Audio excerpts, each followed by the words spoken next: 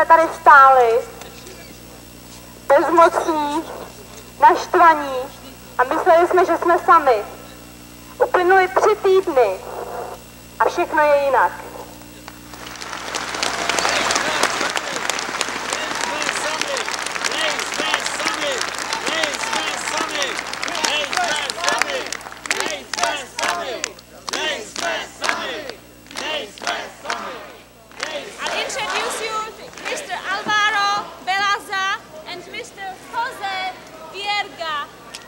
Representatives of Portuguese student movement.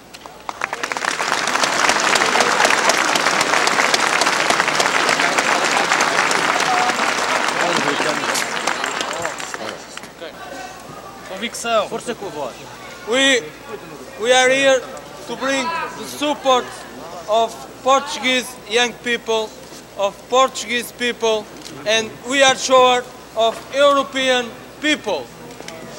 We are constructing a new motorway of freedom between Prague and Lisbon. We are with you in all terms, in moral terms, in any help that we can give you, and as a European as I am, and we are Europeans all. We are a great family.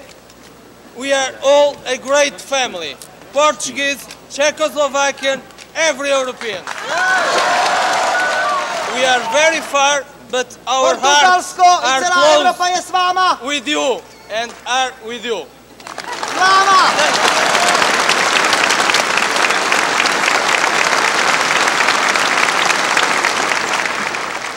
Being here today,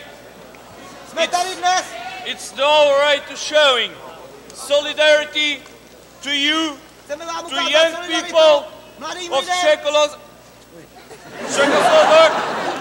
who's fighting in streets for freedom and democracy. Kteří bojujete na ulici za svobodu a demokracii.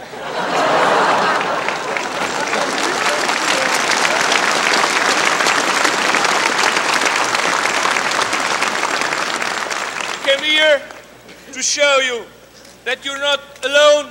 Přišli jsme, aby jsme vám ukázali, že nejste sami. Europe is all together in your revolution. Evropa je s váma v této revoluci. As you, we have the experience of a non-democratic system. Stejně jako vy máme zkušenosti s nedemokratickým státem. Always young students were in the front line. Vždy byli studenti v čele.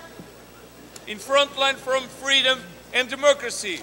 V boji za svobodu a demokracii. That's the way, that's the reason why we know the meaning of all this. Proto vám rozumíme. For a better and a bigger Europe, for the future of hope. Za větší Evropu. Jura for young people, Jura for democracy, Jura for Czechoslovakia. Viva Portugal! Viva Portugal! Viva Portugal! Viva Portugal! Viva Portugal! Viva Portugal! Viva Portugal! Viva Portugal! Včera přijela portugalská delegace, první oficiální vládní delegace za celou Evropu, která přivezla 50 000 růží.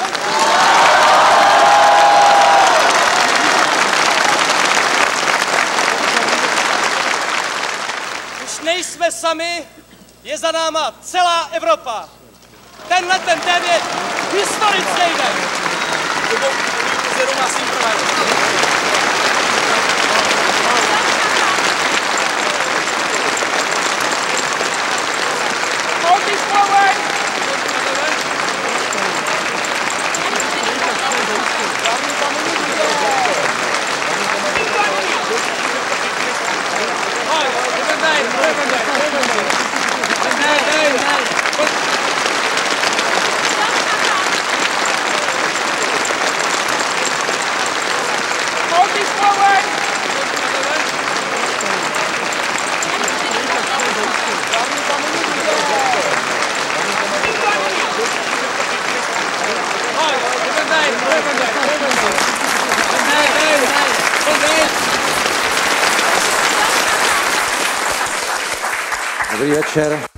Boa noite, senhoras e senhores.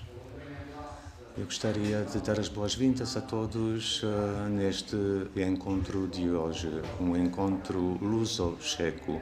A finalidade deste encontro é comemorar os acontecimentos que aconteceram há 30 anos, os acontecimentos na Checoslováquia e Portugal, e também para lembrar as relações atuais entre a República Checa e Portugal.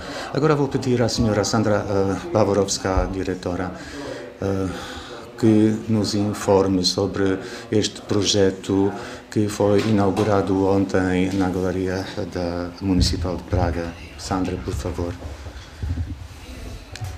Boa noite a todos, bem-vindos todos. Estamos muito contentes que possamos encontrar-nos aqui todos após 30 anos. Eu tinha 7 anos na altura. Portanto, tinha 7 anos e não me lembro muito bem dos acontecimentos da época. Só me lembro de que as pessoas na Praça Venceslau diziam qualquer coisa tipo temos fome, mas de facto era Havel Nahrad, o que significa Abel para o castelo.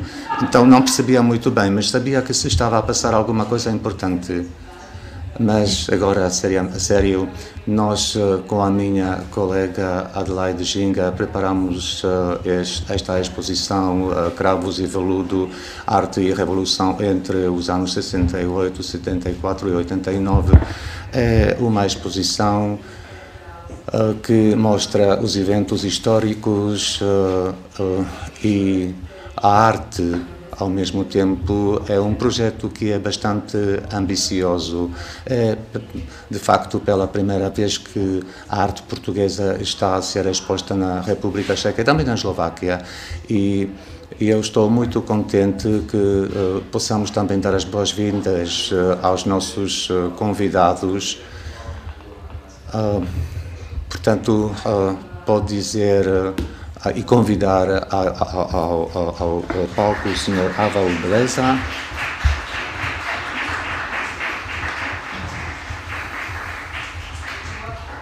um dos atores do filme que acabaram de ver, e também gostariam de dar as boas-vindas a José Aguiar Branco,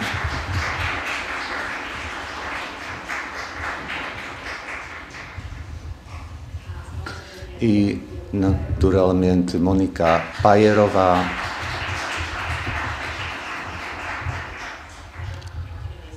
e o Sr. Martin Meistrig. E quanto aos nossos caros convidados portugueses, José Campelo,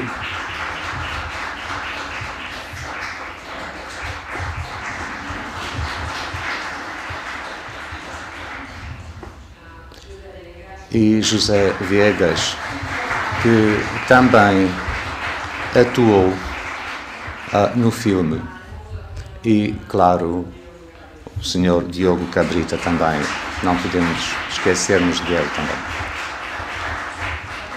E, naturalmente, Sua Excelência, a Embaixadora de Portugal em Praga, a Sra. Manuela Franco. Obrigado, Andrea, por este apoio inicial. Todos estão convidados à exposição, claro. Eu estou muito contente de ver todos aqui nesta equipa luso-checa após 30 anos. E eu gostaria de perguntar como é que tiveram a ideia de vir à Checoslováquia em 89, só para relembrar, já se falou nisso, isso foi, de facto, antes de Václav Havel ser nomeado presidente. A Revolução ainda não foi concluída, foi um período interino, digamos assim. Então, como é que tiveram essa ideia de vir à Checoslováquia em dezembro de 1989? muito obrigado por estar aqui. É um gosto muito grande, é uma honra muito grande estar nesta biblioteca desta figura que foi o vosso presidente Václav Havel, que foi uma das mais proeminentes figuras da Europa do século XX, do final do século XX, e que vocês podem bem ter orgulho como checos da liderança que tiveram para a democracia desde 89. A ideia surgiu num jantar que nós tivemos no Porto, entre dirigentes de jovens, nós éramos dirigentes de associações de profissionais de jovens advogados, o Aguiar Branco, eu era dos jovens médicos e o Diogo, o José Campelo dos jovens agricultores de Portugal, e estavam o Paulo Bagosval, que não está aqui hoje, que era dos jovens empresários. Tínhamos pensado como é que havíamos de nos ajudar entre jovens associações, e nessa noite estava no restaurante a dar a CNN e estávamos a ver uma manifestação de estudantes aqui com a polícia em Praga.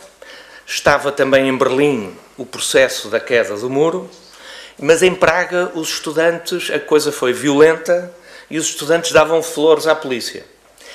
E a coisa estava, e portanto era uma luta de estudantes, que nos fez lembrar as lutas estudantis que houve em Portugal nos anos 60, em 69, Praga 68, com a Primavera de Praga e também com a emulação do Jan Palach e, portanto, com os jovens muito envolvidos nesse movimento, e pensamos, temos que fazer alguma coisa, será que a gente pode lá ir ajudar e fazer algo?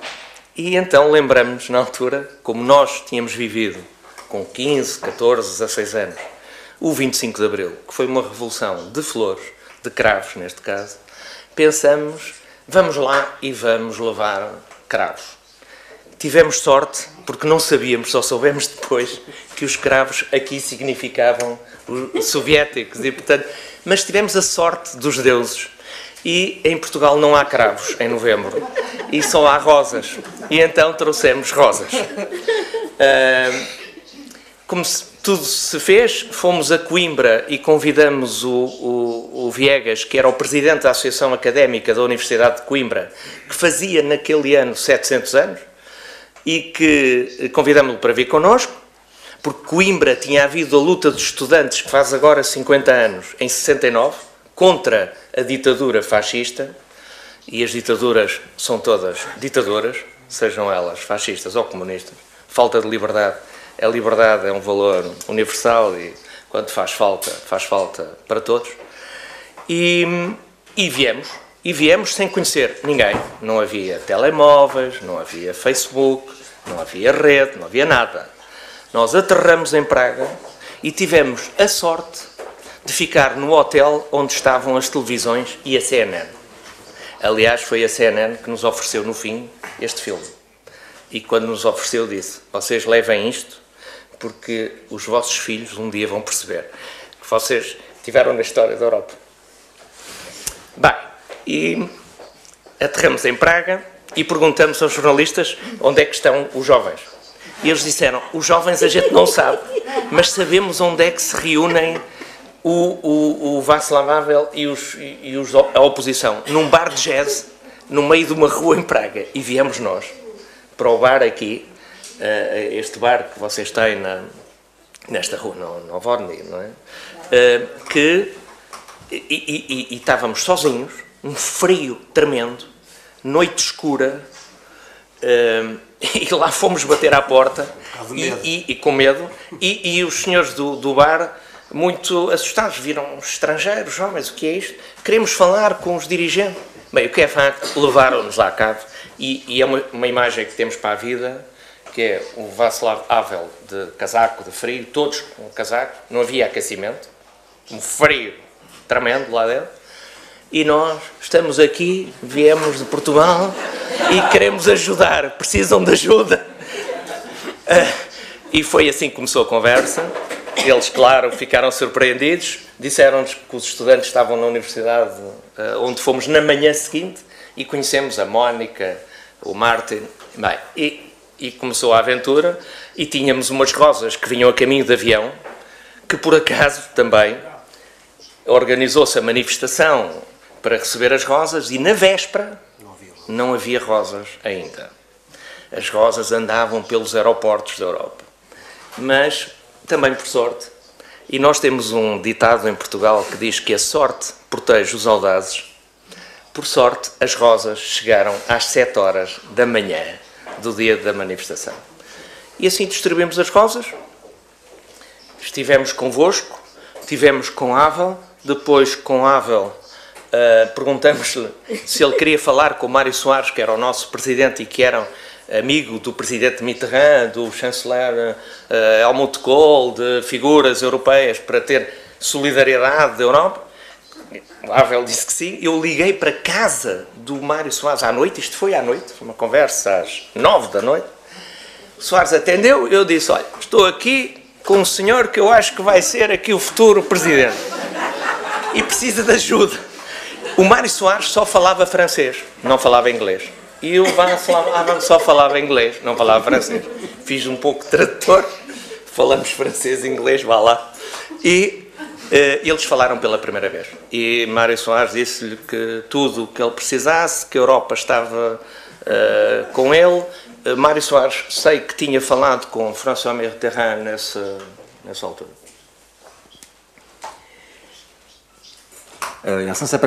Eu gostaria de perguntar sobre esta ligação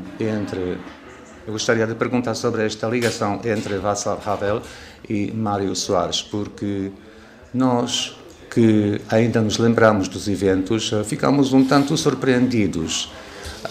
A questão era qual seria o primeiro presidente a exprimir apoio a Václav Havel.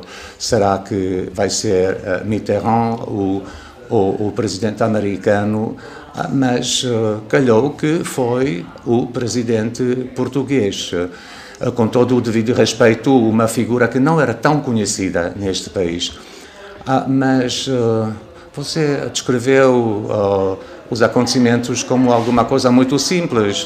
Encontrou-se com Václav Havel e depois perguntou a Mário Soares que se não queria por acaso também conhecer Václav Havel. Foi assim? Foi assim. Foi natural. Foi assim, foi natural, foi simples. E depois, quando nós saímos, ainda o governo ainda não tinha caído, o governo na altura comunista, e nós dissemos ao Václav Havel e aos membros do Fórum Cívico, bem, nós achamos que o senhor vai ser presidente, isto vai correr bem, e a brincar dissemos, e se for presidente, convide-nos para cá vir, quando tomar posse. E ele disse, combinado, se ele for, estão convidados. Uma semana depois, telefonaram-me o John Bloch a convidar para a tomada de posse. E aí eu tive a ideia que foi assim. Certo, nós vamos com muito gosto, mas já agora gostávamos de levar connosco o nosso presidente Mário Soares. É possível? E disseram-nos do outro lado de cá.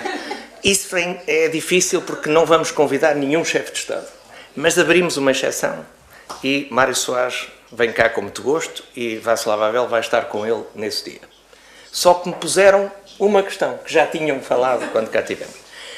O nosso presidente gostava de, na tomada de posse da saída do castelo de Praga, onde esteve, não viesse num carro russo, num automóvel russo, e fosse num carro europeu.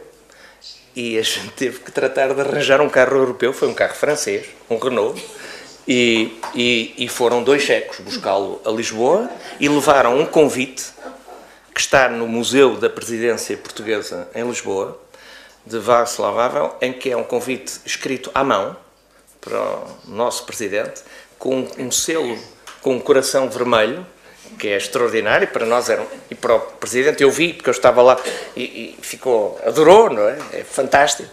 E um convite para vir a Praga.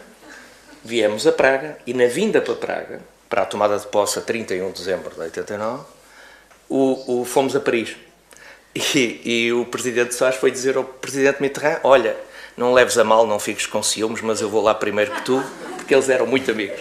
E falou-lhe disto, e viemos a Praga, e ficaram amigos até morrer, porque perceberam uma coisa que nós aqui percebemos: eles tinham coisas parecidas.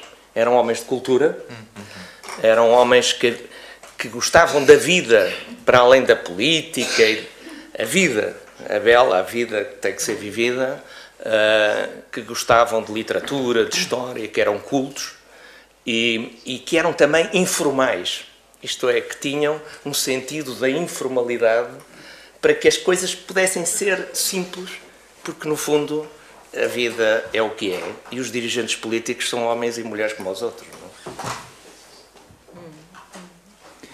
Děkuju. Obrigado. Ainda gostaria de perguntar outra coisa quanto à personalidade de Mário Soares. Mário Soares foi um vulto muito importante na política portuguesa, europeia e também na política checa, e ele morreu há 2 anos, numa idade avançada. Era uma personalidade excepcional, mas como caracterizaria Mário Soares? Quais eram as características principais dele, embora já tenhamos dito alguma coisa sobre ele, mas experimenta ainda.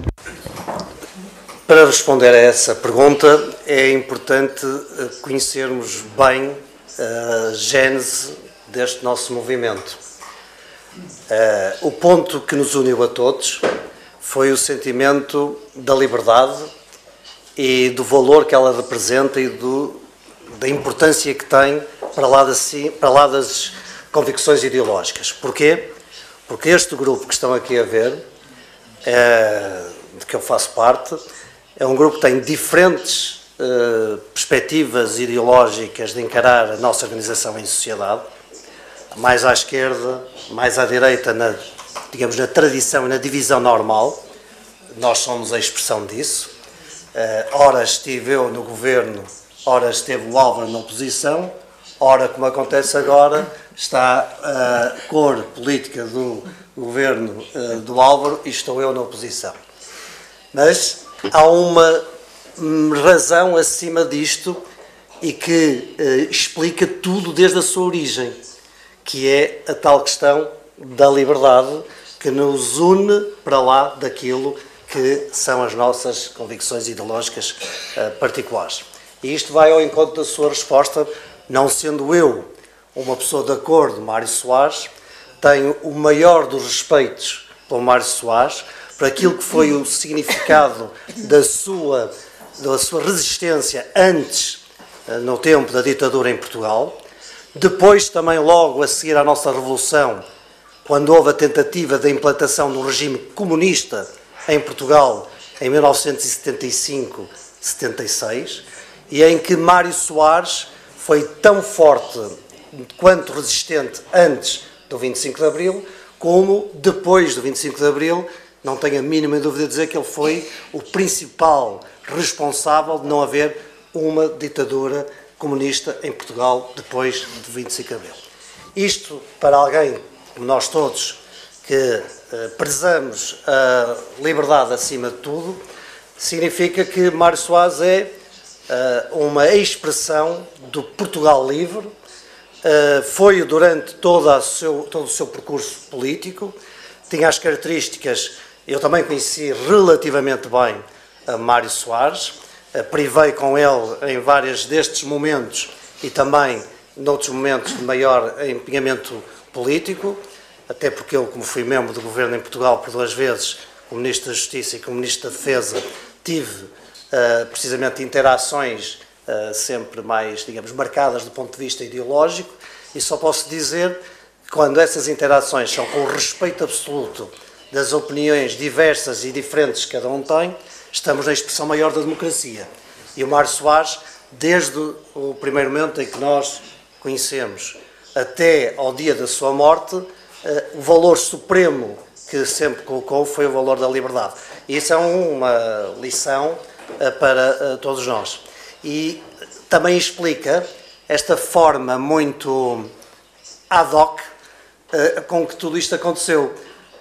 Muitas vezes nos perguntam se foi muito organizado, se foi muito programado, a única programação que tínhamos era necessário, como afirmamos em 25 de abril de 74 em Portugal, a liberdade, manifestar, numa altura em que não havia tecnologia, não havia realmente telemóveis, não havia internet, só a presença, a nossa presença física é que poderia ajudar de algum modo, pensávamos nós, na República Checa, lá de Portugal, vêm os portugueses tão longe, não é daqui sequer da Europa Central. Se tem eco o que estamos aqui a fazer em Portugal, isto é muito importante para quem está numa situação de isolamento e em que parece que as nossas vozes não estão para lá daqueles que são os nossos amigos.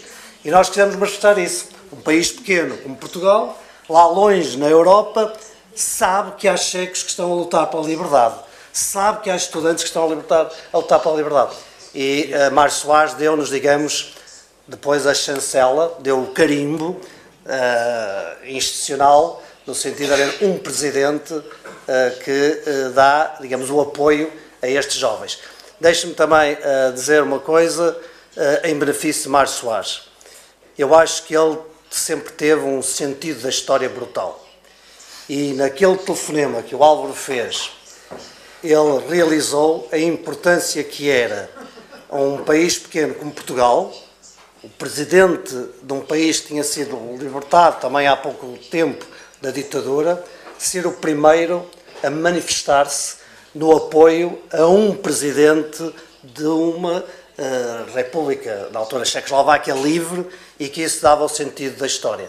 E, portanto, eu acho que foi tudo muito emocionante, emocional, instintivo e com grandes valores que são aqueles que marcam a nossa maneira de ser. Eu estou muito feliz que o senhor explicou e esclareceu um pouco a personalidade de Mário Soares e também que acrescentou que a Revolução Tchecoslovaca em 89 e a Revolução Portuguesa de 74 teve um caráter um pouco diferente, que não é possível facilmente comparar as duas revoluções, no entanto que o valor de liberdade era o que tinham em comum ambas as revoluções. Para Mário Soares foi muito relevante a Primavera de Praga, em 68. Ele tinha uma admiração profunda por Dubček, profunda, aliás, fez questão em o conhecer quando cá viemos à tomada de posse de Václav Havel. E para a minha geração, sou um bocadinho à esquerda aqui do Zé Pedro, a Primavera de Praga foi marcante. E a nossa atitude também de vir cá foi ver jovens outra vez a lutar pela liberdade em Praga, e não me digam que vêm outra vez os tanques soviéticos. E, portanto, 68, Praga 68 foi, com o Maio de 68 em Paris, dois movimentos absolutamente observados e seguidos lá longe na Europa, e com admiração, e com respeito, e com preocupação. E, portanto, só dar essa nota. E, portanto, para Mário Soares, a história da República Checa, a Carta de 77, ele conhecia tudo isso, e portanto, ele tinha uma ligação intelectual e pessoal muito forte a esse movimento. Děkuji, pánové, teď se obrátím na Moniku. Obrigado. Agora gostaria de falar com a Mônica e com o Martin. Vocês dois atuaram no vídeo que tínhamos visto. É que todos os protagonistas parecem hoje em dia quase mesmos como na altura há 30 anos. Já foi dito que na altura pode parecer muito banal, no entanto, na altura não existia nenhuma internet nem telemóveis, o mundo da época era completamente diferente. Então, como é que foi na altura estabelecer os contatos? Os estudantes na altura tinham alguns contatos internacionais ou, ao contrário, o traço português era tão marcante porque eram tão raros? Mônica, eu gostaria, sobretudo, agradecer com um certo atraso aos nossos colegas portugueses, porque Não nos tínhamos visto daqueles momentos, mas parece-me que não há tanto tempo que nós não vimos. Mas para nós, na altura, representava este esforço muito, porque encontrávamos completamente isolados e o nosso único contacto internacional era um certo conhecimento sobre o movimento polaco. No entanto, não conseguimos participar no concerto em Krakow na altura onde participaram. Não foi em Krakow, mas em Wrocław nós fomos expulsos do comboio, então... Sim, mas eu falei também da Revolução. Durante a Revolução, vocês tiveram alguns contatos com os jovens do mundo? A mim me parece que a isolação tecnológica, a impossibilidade tecnológica era o que determinava as relações. E por isso acho que as relações com portugueses eram tão excepcionais. Eu quis dizer que a única relação, os únicos contactos que tivemos era com colegas de Leipzig, já em 89, onde houve grandes manifestações e a nossa universidade tinha contactos com colegas de Leipzig e eu pessoalmente tinha contactos com os estudantes de alemão lá, então graças a isso conseguimos visitar a Alemanha de Leste, que nós na altura consideramos que é um sistema ainda pior do que o nosso, então ficamos surpresos que o desenvolvimento lá é muito diferente e muito melhor comparado com o nosso. No entanto, excepto esses colegas da Alemanha de Leste, não tínhamos outros contactos e os estudantes portugueses, para nós, além do pessoal das embaixadas e dos diplomatas e jornalistas jovens, por exemplo, Edvard Lucas, John Megele, Veronique Schuller e outros. Então, todas as pessoas na idade de 30, mais ou menos, chegaram a Praga, porque achavam que está a se passar alguma coisa de importante. Gostaria de perguntar a Martin se considerou a situação também tão excepcional, tão diferente. Sim, a Mônica tem razão, nós éramos completamente isolados porque a rádio estrangeira internacional foi eliminada e os contatos internacionais eram mínimos. Eu tinha contatos pessoais de Paris, foi a gente de esquerda que chegou em Praga já em 88, tinha também contactos polacos e húngaros, onde começava na altura o movimento Fidesz. Quem será deste movimento? A Mônica mencionou a Alemanha de Leste, mas era tudo. Eu peço desculpa durante o golpe. Para mim, a situação era muito exigente para mim, porque não dormíamos muito. Não me lembro muito bem de um apoio da parte de estudantes estrangeiros. Não me lembro de... E depois chegaram os jornalistas do mundo inteiro, mas só depois. E então os nossos amigos portugueses, como podemos ver no vídeo, que para esta ocasião eu dormi bem, porque parece bem descansado. Porque para nós foram anjos de céu, porque o apoio português era tão excepcional e ainda por cima depois a visita do presidente português era um grande apoio para nós. Sim, foi uma porta aberta para a Europa. Então foi o primeiro contacto, podemos dizer. Vou perguntar aos nossos convidados portugueses, já o mencionaram um pouco, mas gostaria de perguntar sobre o carro, porque parece um tema que é muito discutido sempre quando falamos do ano 89 de Václav Havel e Mário Soares. O carro se encontra agora no Museu Técnico em Praga e, do ponto de vista de hoje, parece um Renault completamente normal, mas na altura parecia uma limusine. Então, poderiam explicar como a história do carro oferecido a um futuro presidente Václav Havel? Como o Álvaro referiu, nós próprios ficamos surpreendidos com o pedido, porque naquela generosidade de jovens perguntamos: e agora precisam de mais alguma ajuda? Nós à espera que talvez mais rosas ou qualquer coisa do género, e não me lembro quem, mas que estava também naquele momento presente, disse-nos: se nos arranjarem um carro. Nós ficamos um bocadinho assustados, confesso.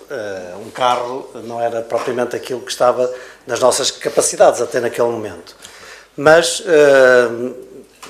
pela razão que o Álvaro explicou, não havia, era provável que, portanto, que ia ser tomado posse Václav Havel e que não queria ir num carro do antigo regime. Então, quando chegamos a Portugal, movemos-nos para tentar arranjar um carro. Confesso que julgámos que iria ser mais fácil, porque nós próprios, com a nossa generosidade, dissemos assim: o primeiro presidente de um país de leste libertado, ir tomar posse num carro com matrícula portuguesa, para nós era a coisa mais fantástica, mesmo até em termos de comerciais para essa empresa, que seria uma coisa absolutamente... E, portanto, achamos que aquilo ia ser fácil. Chegámos lá, tal. O problema é que entre aquilo que é a boa intenção da juventude e aquilo que são os interesses comerciais vai, sabemos nós agora, uma grande distância. E então a própria Renault, que foi a que esteve mais disponível, Renault portuguesa, contactou a Renault francesa, mas disse que a Renault francesa ainda não tinha determinado a política comercial para os países de leste e, portanto, não dava carro. E agora, mais uma coisa a favor de Mário Soares. Na altura, quem estava no governo era o professor Cavaco Silva, primeiro-ministro, portanto, um governo mais à direita, de que eu apoiava, mas, como sempre, olham mais para as questões financeiras, às vezes para as questões de natureza cultural e de interesse histórico e do coração.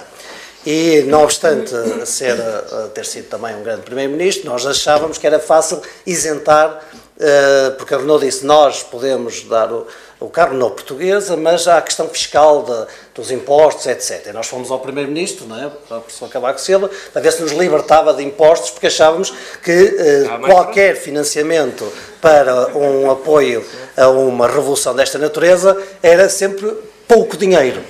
Esbarramos, não conseguimos ter também essa circunstância por parte do governo.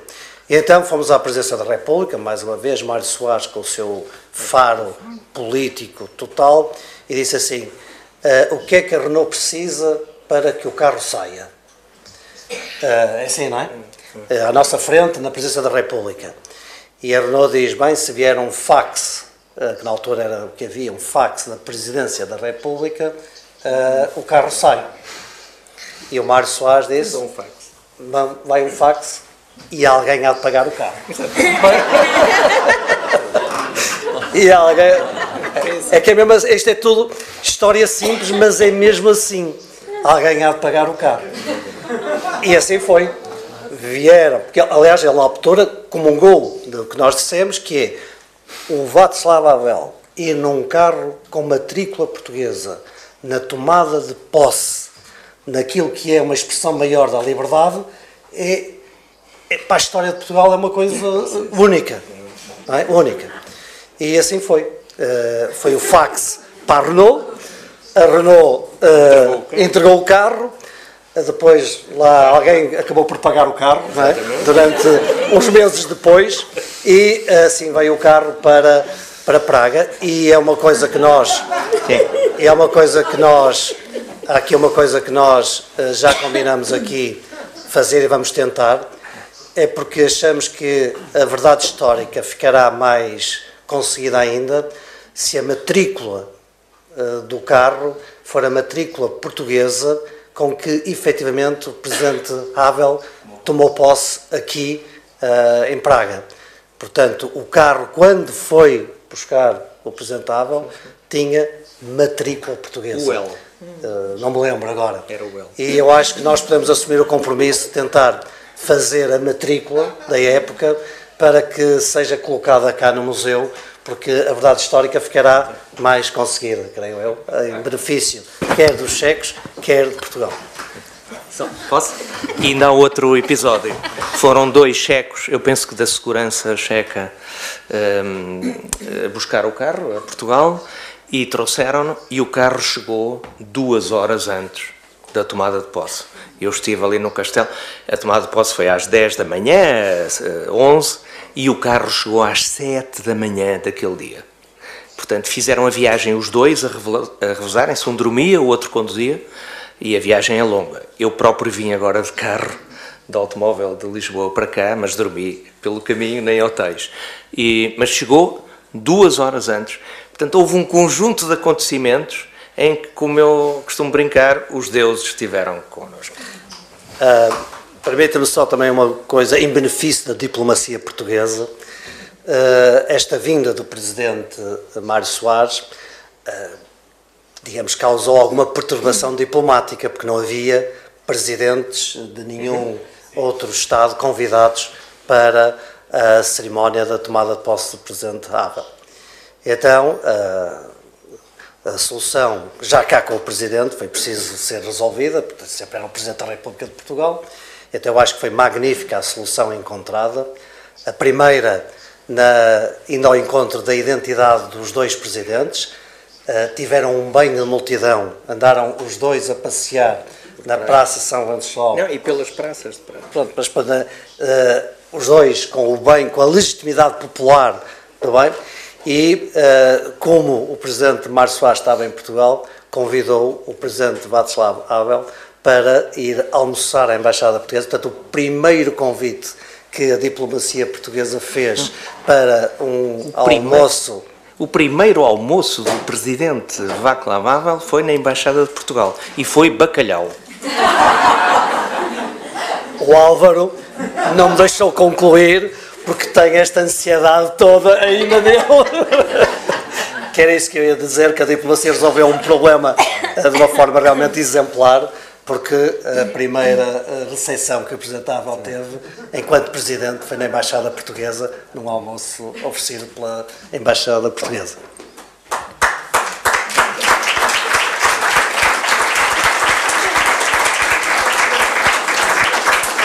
Jak vidíte, milí přátelé, některé věci jsou... Pois é, amigos, há coisas que são geniais e simples. Envia-se um fax, a Renault enviar um carro, alguém vai ter que pagar tudo isso. Isto é realmente, tem um ar fantástico, mas vamos aproveitar ainda a vossa presença aqui. Talvez nos possam dizer qual foi a impressão de Praga que tiveram na altura. Claro que durante as manifestações havia muita gente, muito otimismo, mas havia também pessoas já de idade que estavam nas ruas. Com certeza a cidade de Praga não tinha o mesmo aspecto de hoje, era muito mais cinzenta, se calhar é essa a nossa lembrança que temos de Praga da altura. Mas qual foi a vossa percepção de Praga da altura? Álvaro, por favor. Vamos ainda como tinha sido a nossa ditadura em Portugal até 74, e era parecido. A grande diferença é explicada, é fácil. Era a preto e branco, e agora é a cor. É uma diferença total, porque era uma cidade triste, muito escura, e tinha pessoas muito efervescentes nas manifestações, mas não havia comércio suficiente, não havia lojas, não havia turistas. E a Praga de hoje é a água do vinho. É fantástico, não é? E alguns de nós não voltaram a Praga em 30 anos. E, portanto, apanharam um choque, porque é fantástico, não é? A diferença. Como em Portugal, foi muito semelhante, não é? E outra questão fundamental, que foi a entrada na Europa, na União Europeia, que nos trouxe, de facto, um desenvolvimento económico e toda um ambiente de troca de Erasmus, de jovens que estudam. Nós temos centenas de jovens, eu que sou médico, nós temos centenas de jovens portugueses que fizeram medicina em Praga e nas vossas universidades. Hoje há um contacto fantástico. Mas há uma imagem que eu gostava de falar, que vi aqui no filme e que me sensibilizou muito, quando voltei a ver isto, passado 30 anos, que era um senhor de idade que estava ali, que nos acompanhou, e que tinha as lágrimas nos olhos, e que esteve a acompanhar o carro até à Praça São Venceslau, desde o início até ao fim. E no fim eu perguntei-lhe porque é que ele estava a chorar, e ele disse que viveu a primavera de 68 e pensava que na vida dele já não ia ter a democracia, e que na vida dele viu liberdade. Isso é uma coisa... Eu vou ajudá-lo, porque esta parte custa-nos sempre bastante, porque a minha memória também, eu tinha 28 anos, e os dois registros mais impressivos que eu tenho da altura, para além da questão mais estética, realmente de uma cidade, parecia que entrava num outro filme, noutra história que já não era a minha, de Portugal,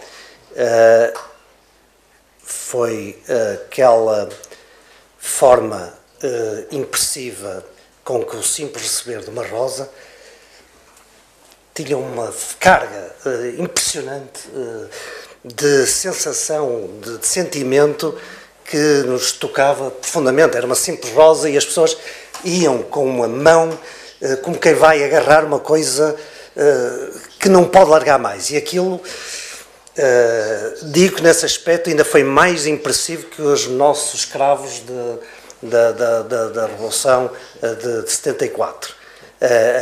Talvez com uma vivência um bocado mais dolorosa ainda cá do que nós tivemos, e portanto aquele gesto que vemos aqui no filme das pessoas ainda incrédulas, mas a agarrarem-se à rosa como uma coisa que vai levar para o outro lado, para nós todos marcou-nos até hoje. Esta, do ponto de vista emocional, fica para sempre. A outra, eu tinha 28 anos, já exercia a advocacia há 8 anos, já era pai, e tenho dois factos que também me impressionaram. Um foi no fim da Praça Venceslau, ao lado de uma rua à direita, que não sei qual, sei que havia uma papelaria, uma grande papelaria, e na papelaria via só 2 ou 3 artigos escolares, 2 ou 3 tipos de lápis, 2 ou 3 tipos de cadernos, e fila para comprar artigos escolares básicos, como seja cadernos e lápis, e aquilo foi um choque. Foi um choque. Uma coisa é nós lermos, vermos até alguns filmes, outra coisa é estar a tocar a história e a ver ali, para coisas tão básicas e tão essenciais à educação, a carência, quer na diversidade, quer na quantidade. E aquilo, para quem, eu já até era pai e tinha um filho pequeno, isto realmente é uma coisa impensável nós podemos querer para os nossos filhos.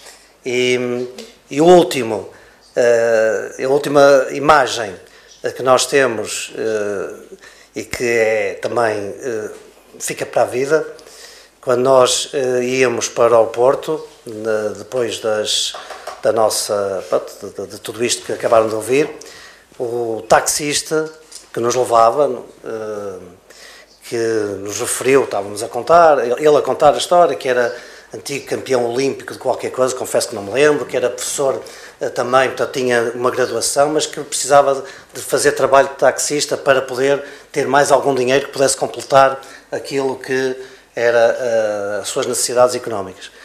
E vinha-nos a contar das desgraças da vida e tal, e a dada altura reconheceu-nos como sendo os portugueses que tínhamos vindo cá para ajudar nesta manifestação de solidariedade.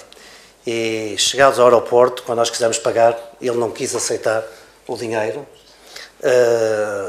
recusava-se a aceitar o dinheiro, e nós, perante aquela desgraça, para nós não tinha já um significado esse dinheiro, dissemos, não senhor, nós queremos pagar, fica aqui com o dinheiro, para si tem dificuldade, e ele agarrou no dinheiro e disse, eu vou guardar estas moedas,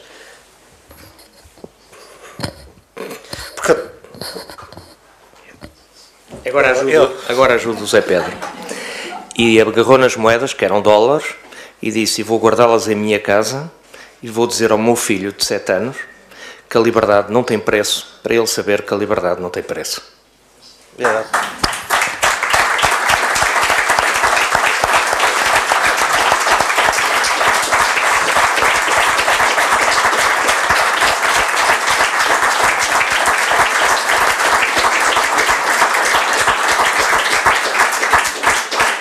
Jenom mě tak napadá, když... Só uma ideia. O Álvaro falou da adesão da República Checa à União Europeia há 15 anos. Vamos celebrar o 15º aniversário da adesão da República Checa à União Europeia. Isto só é uma nota à margem, mas Álvaro falou sobre a carga simbólica da rosa, a maneira da qual as pessoas aceitaram as rosas. Qual é, digamos, a moral disto tudo para nós? A lição histórica, Mónica? Eu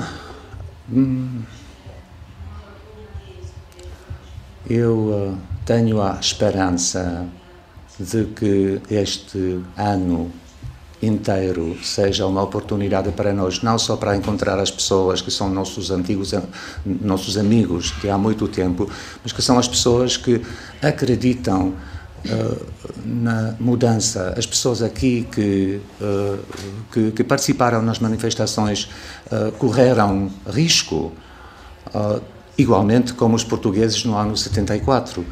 Então, eu espero que este ano não apenas relembremos os acontecimentos, mas que também pensemos nas razões que nos levaram às praças,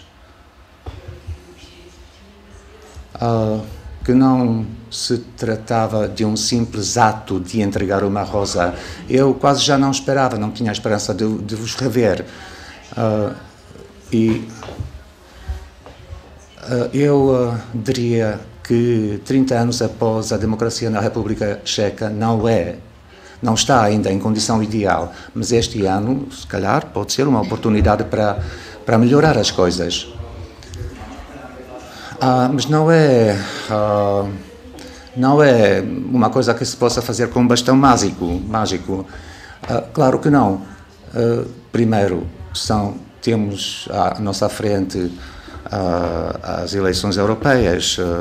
Muitos de vocês estavam presentes no espetáculo de Bernard Levy em Arja, no Teatro de Arja. Ouviram o convite para as pessoas participarem nas eleições, e é um apelo para todas as pessoas em toda a Europa, não apenas na Europa Oriental, Ocidental ou Central.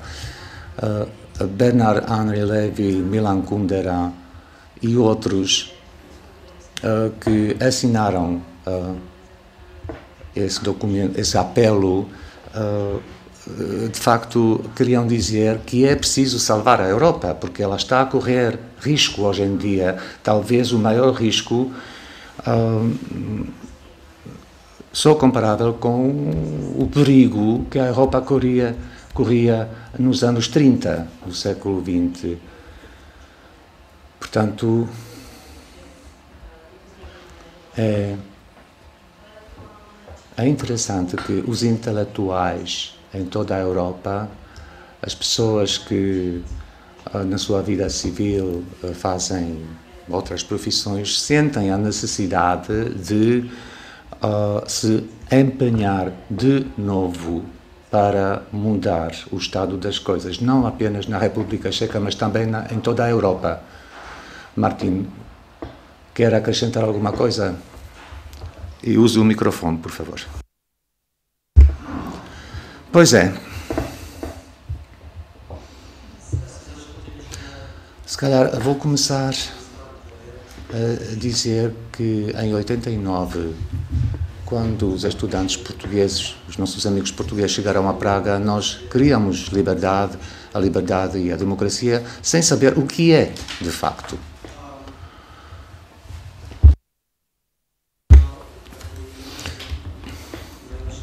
Infelizmente, eu tenho a impressão de que a civilização ocidental, ou, digamos, as pessoas que vivem em democracia, alguns deles há séculos, que, de facto, até já se esqueceram o que é que quer dizer democracia. A democracia não é apenas a liberdade, é, sobretudo, a responsabilidade pelas nossas vidas. E é esta a minha visão da liberdade, uma coisa universal.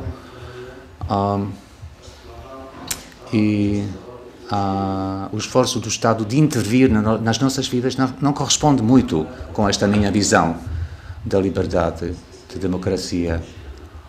Mas as pessoas, se calhar, nem gostam disto, porque acham mais fácil ser conduzidos. Parece-me que nós vencemos o totalitarismo na Europa Central e Leste, uma coisa odiosa, claro, um sistema terrível que nos fechou numa gaiola, de facto. Mas,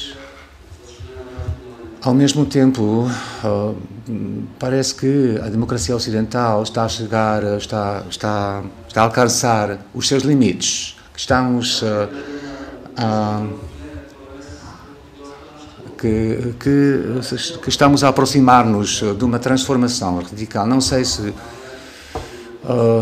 isto encaixa muito bem neste debate e nesta visita, mas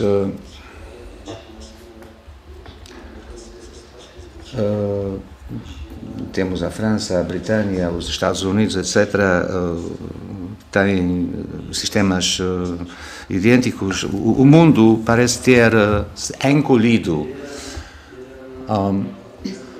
mas, ao meu ver, não conseguimos cumprir um objetivo, alcançar um objetivo na Revolução Checoslovaca. Nós vencemos o regime, mas não assumimos o nosso passado comunista. Não conseguimos, por exemplo, proibir o Partido Comunista neste país, embora tenha sido igualmente mau como o fascismo, por exemplo. Mas não é um problema apenas da Europa Central e Leste. Eu acho que os franceses também deveriam pensar nisso, porque eles também têm um problema com a abordagem do comunismo como um regime, um sistema criminal. E a Europa deve compreender isso, senão não vai ser uma Europa unida. Agora, se calhar vou divagar um pouco, mas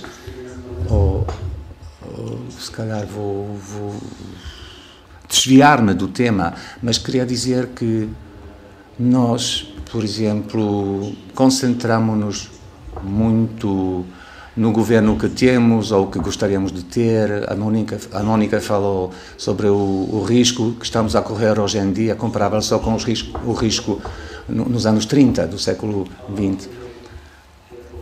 Mas eu diria que as nossas elites políticas e nós, como pessoas, pura e simplesmente não somos capazes de cumprir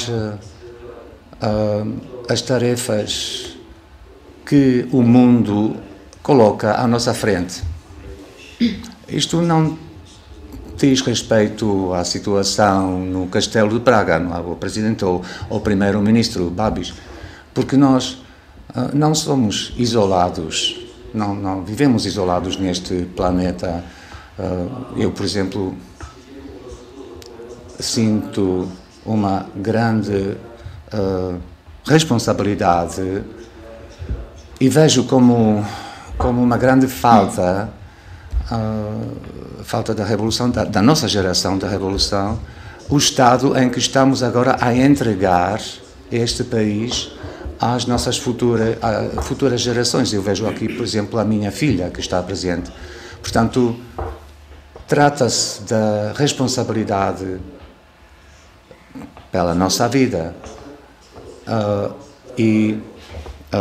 claro que depende também do estado do planeta como tal. Eu, por exemplo, mudei de Praga para a província e eu tenho visto ao longo dos últimos 10 anos a maneira de nos termos distanciado do planeta em que vivemos. Eu, por exemplo, tenho cavalos, tenho ovelhas, tenho criação.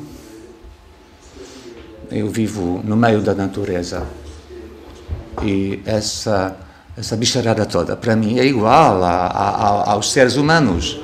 Portanto,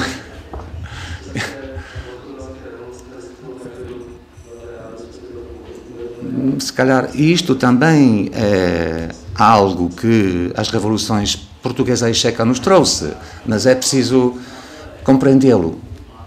Bom, caros amigos, senhoras e senhores, se têm alguma pergunta, algum comentário, não hesitem de perguntar, de usar da palavra.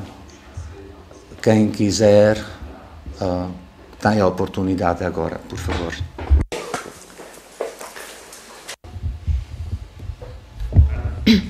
Nenhuma pergunta, mas primeiro começo por agradecer às pessoas como a Sana, como a Adelaide, como o Guilherme, como o Pavel. Tudo tão bem, tudo tão perfeito.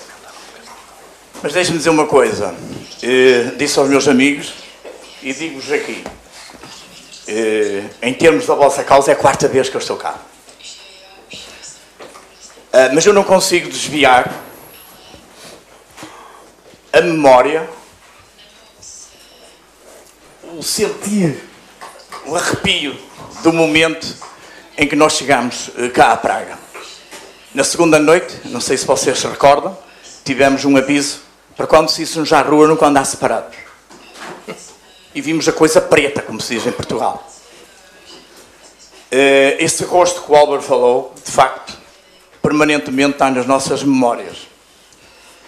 Mas não querendo ocupar muito tempo, a presença do nosso Presidente Soares cá, foi tudo isso que os meus colegas falaram, mas depois à noite, o Presidente Abel convidou o nosso Presidente Soares a fazer uma intervenção, e ajudem-me, acho que vou dizer, o Ministério do Interior, penso eu, onde o nosso Presidente Soares esteve representado, nós os dois e o Tavares presente. Epá, eu não quero exagerar, não me recordo onde era a praça, confesso, mas deviam estar 40, 50 mil pessoas a agradecer a Portugal. E como é que nós nos sentíamos a dizer obrigado, Portugal? São momentos, hoje estamos aqui, é importante, a primeira visita presidencial de Soares foi importante, a segunda foi importante, epá, mas não há amor como o primeiro. E isto a mim nunca mais me esquece. E porquê é que nós estamos cá? Nós estamos cá porque haviam meia dúzia vou dizer, de rapazes, que se calhar na altura não tiveram muita consciencialização da atitude que tiveram.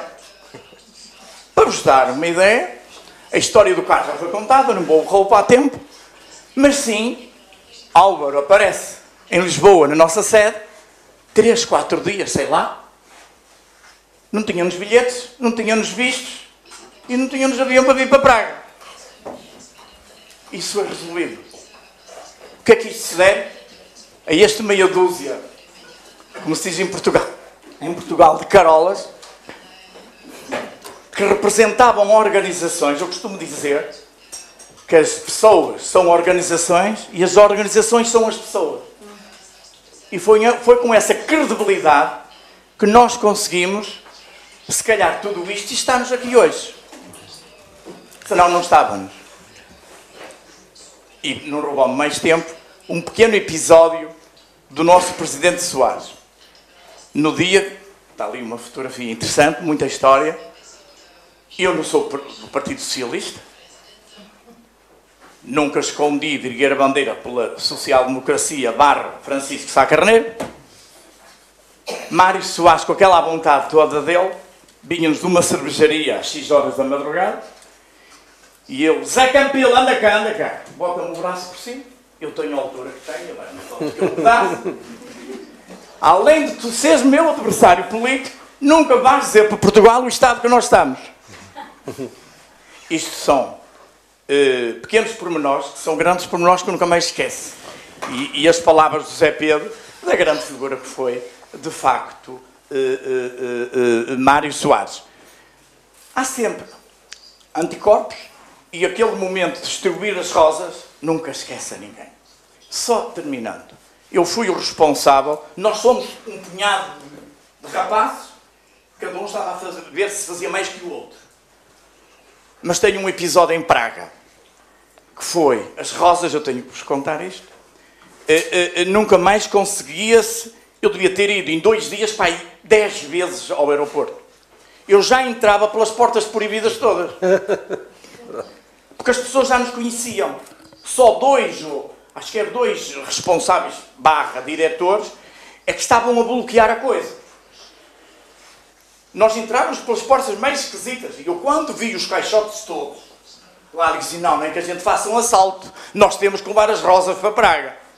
Depois, ao pretexto para não desbloquear a situação, obrigado, Aldoé, para não desbloquear a situação, disseram que era preciso um documento a testar o estado sanitário das rosas. Epá, eu aí aterrei, como é que eu vou fazer isto? Não tinha hipótese, como é que eu vou fazer isto? Felizmente nós temos a capacidade de intervir. Ligo para Lisboa, para o diretor-geral da Direção-Geral Veterinária, Sr. Jaqueline. Manda-me uma porcaria qualquer para cá a assumir que as rosas estão em condições sanitárias para distribuir. Passados X minutos está um fax. Está um fax para nós conseguirmos desbloquear a situação das rosas do aeroporto. Se muitos de nós em Portugal julgam por aí que isto foi fácil, não foi. Mas mesmo assim, obrigado a vocês todos. Obrigado. E o Zé Campelo é o homem das rosas. Foi este senhor que trouxe as rosas. Děkuju. Děkuju. Dámy a pánové, ještě poprosím naše hosty, Senhoras e senhores, vou ainda perguntar aos nossos 2 convidados se querem mais acrescentar alguma coisa. José Pedro. Comentar um bocadinho aquilo que o Martin e a Mónica disseram no sentido de uma coisa, e acho que é complementar. Em democracia eu só conheço uma forma de nós fazermos alguma coisa, que é participar. E a nossa geração tem uma grande arrogância de achar que algumas coisas são adquiridas, a liberdade, o bem-estar, a vida que levamos, e a democracia dá muito trabalho, porque a democracia tem de ser trabalhada todos os dias.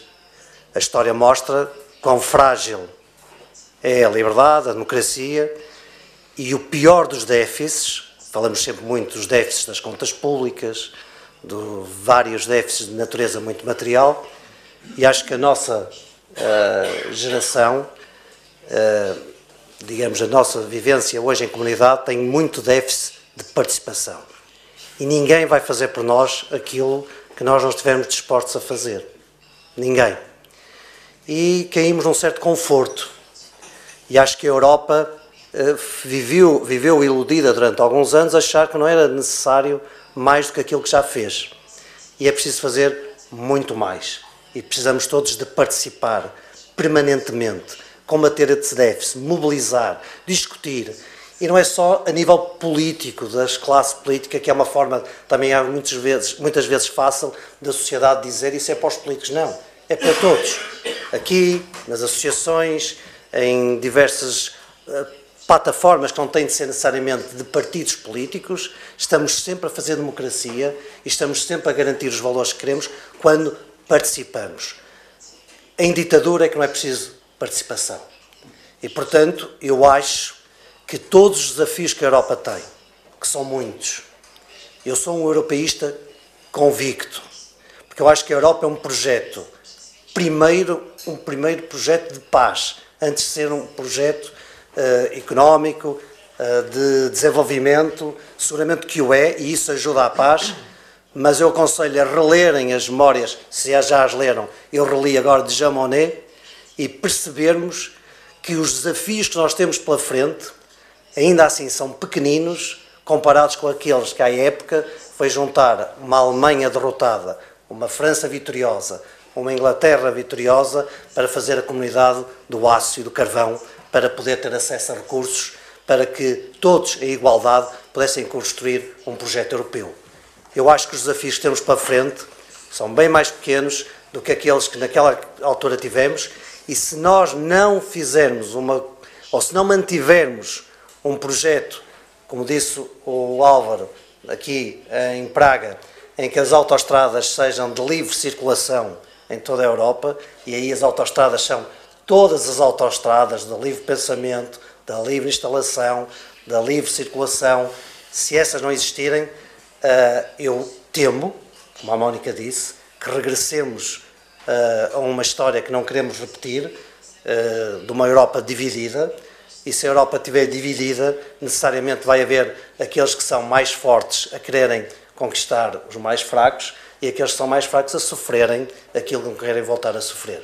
E por isso a resposta, Martin, é que temos todos que mobilizar para a participação, que, tal como diz o Bernard-Henri Lévy, que ainda bem recentemente esteve em Portugal, e aqui também terá estado, mas depende de nós.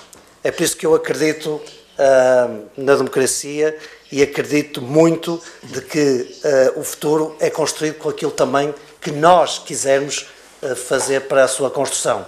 Há muitos obstáculos, há muitas instituições, há muita burocracia, há muito poder obscuro, há muitas associações e organizações clandestinas, mas eu só conheço uma forma de as derrotar, é sermos mais e melhores a participar, mais e melhores a mobilizar, porque isso move as montanhas. E, portanto, eu só conheço em democracia uma resposta para isso. Não é a dos tanques, não é a das armas, é de nós conseguirmos, pela mobilização das pessoas, numa sociedade que é muito consumista, numa sociedade que é muito materialista, numa sociedade que é muito virada para os bens de consumo, para a satisfação imediata, que é quase sempre efêmera, porque tem o prazo da validade do produto. Todos os produtos têm um prazo de validade, exceto um. A liberdade, a responsabilidade e a participação, essa que não tem prazo de validade. E, portanto, é por aí que nós temos que ir. É a única maneira que eu sei, cada um com as suas diferenças, e por isso é que eu quis frisar, o Álvaro e alguns daqui estão mais à esquerda do que eu estou mais à direita do que eles, mas temos uma baliza comum, que é esta da participação, de eu tentar convencer outros que eu tenho razão, ele tentar convencer outros que a razão está do lado dele, e a história mostra que às vezes sou eu que tenho êxito, outras vezes é ele que tem êxito, mas sempre em democracia e sempre no respeito àquilo que é maior, que é a liberdade de cada um. Eu o que posso dizer é que concordo com o Zé Pedro.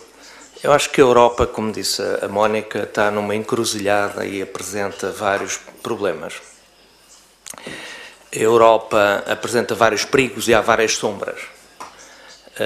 E a geração dos nossos filhos vai ter, quanto a mim, 2 ou 3 grandes problemas. O problema europeu, a emergência dos nacionalismos exagerados e do chamado populismo e nacionalismo, e mundial e universal, problema do ambiente, da ecologia, do mundo, que temos que mudar de vida, porque senão não vamos poder viver com qualidade no planeta Terra. Perante estes 2 desafios, como sempre, os jovens devem ser a dianteira. E eu acredito que vão sê-la.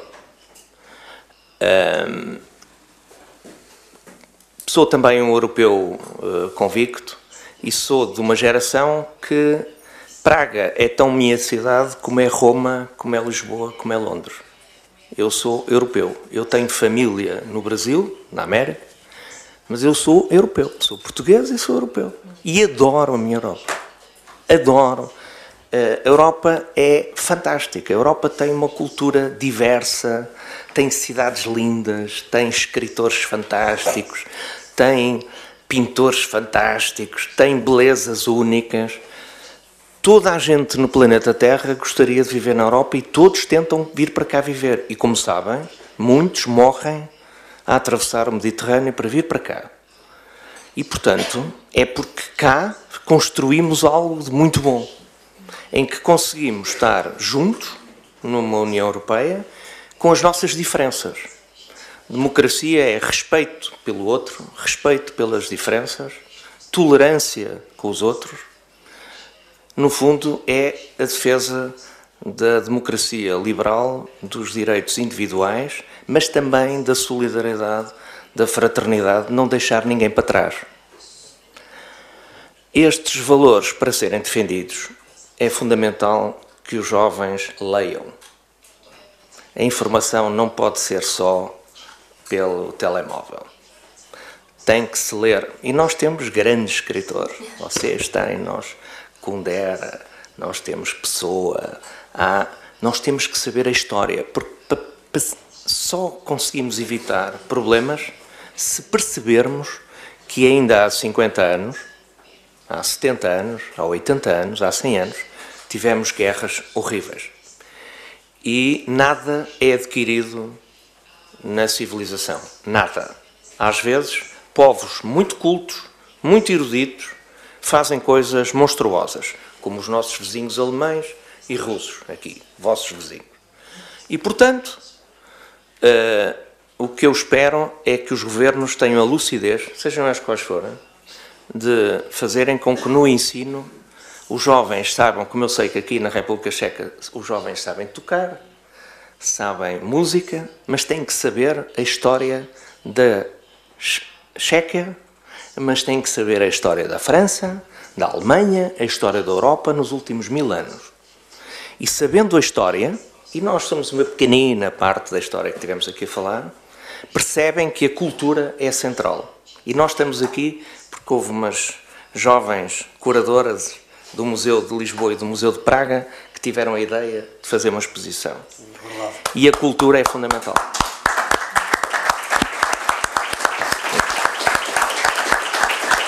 A Sandra e a Adelaide. A cultura, a aposta na cultura é fundamental. O povo culto, em princípio, faz menos asneira que a ignorância. E hoje vivemos numa época digital de redes em que se vê muito disparate difundido e espalhado. Portanto, numa cidade de cultura como é Praga, eu quero acreditar, porque nós somos otimistas, como se vê, se não fôssemos otimistas não me tínhamos metido no avião para vir para cá ter com vocês. Acreditamos, e já estamos velhos para mudar, vamos continuar assim. Acreditamos que é possível, mas é preciso apostar na cultura.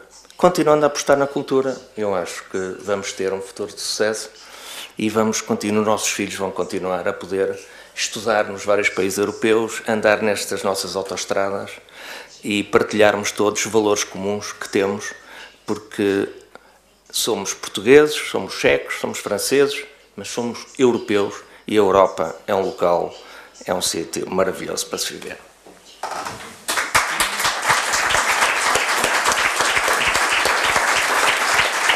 Tak, dámy a pánové. Bom, senhoras e senhores,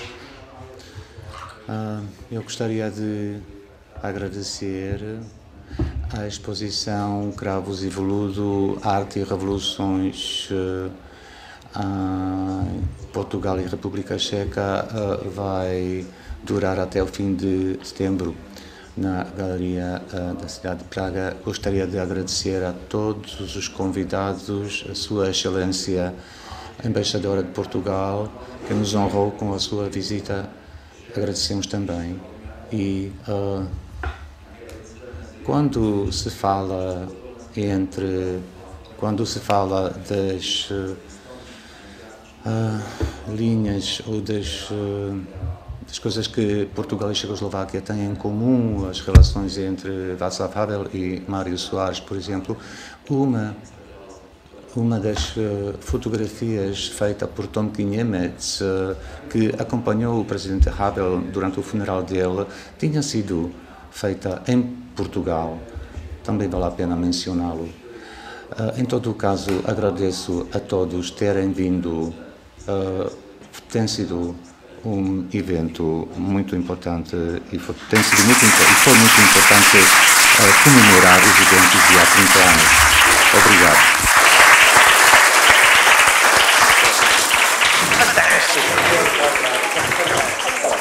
Thank you.